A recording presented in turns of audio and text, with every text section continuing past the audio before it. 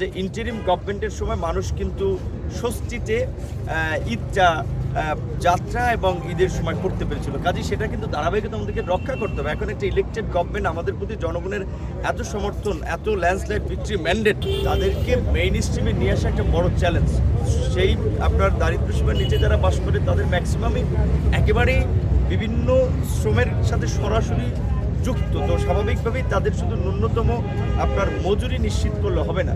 আমাদের সরকার যেটা বলেছে যে তাদের আপনার ফ্যামিলি সাপোর্টের জন্য যে ফ্যামিলি কার্ডের কথা বলেছে, পাশাপাশি তাদের স্বাস্থ্য সুরক্ষার জন্য আমি যতদূর জানি যে আমাদের মাননীয় প্রধানমন্ত্রী ওনার একটা চিন্তাভাবনা আছে স্বাস্থ্য কার্ড দেওয়া। এই ওভার পপুলেটেড কান্ট্রি, এই জনগোষ্ঠীকে সুস্থ দক্ষ জনসম্পদ হিসেবে গড়ে তুলতে তাদেরকে আগে কিন্তু স্বাস্থ্য সুরক্ষাও দিতে হবে। সেই জায়গা থেকে অবশ্যই ন্যূনতম একটা স্ট্যান্ডার্ড মজুরি তো তাদের জন্য নিশ্চিত করতে হবে। গার্মেন্টস শ্রমিকদের পাশাপাশি অন্যান্য পেশায় যারা শ্রমিক আছে তারাও যেন ঠিকঠাকভাবে তাদের মজুরিটা পায়, সেটা তো আমাদের একটা দায়িত্ব থাকবেই। আরেকটা বিষয় হচ্ছে যে আমরা একটু অগ্রিম অতীতের অভিজ্ঞতা থেকে আর কি বলছি যে দেখেছি ঈদ এবং কোরবানির সময় স্বাভাবিকভাবে সমস্ত মানুষ বিশেষ করে তার পরিবারের প্রতি একটা বাড়তি দায়িত্বের চাপ অনুভব করে।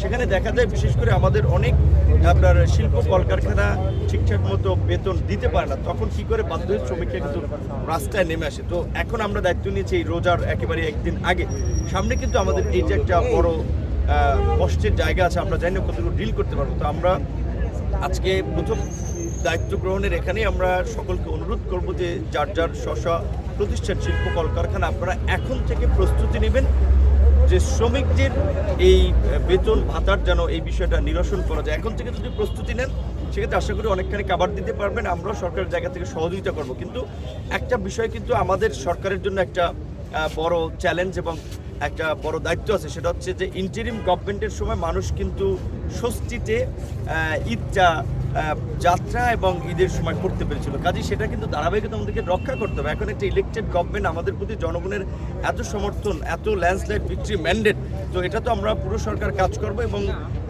আমরা সকলের কাছে সহযোগিতা চাই। আমাদেরকে যেভাবে আন্দোলন সংগ্রামের সহযোগিতা করেছে এবং একটা গণ অভ্যুত্থান ঘটিয়েছেন, এখানে কোনো নির্দিষ্ট দল ব্যক্তির লিডারশিপ না, জনগণের স্বতঃস্ফূর্ত লিডারশিপ।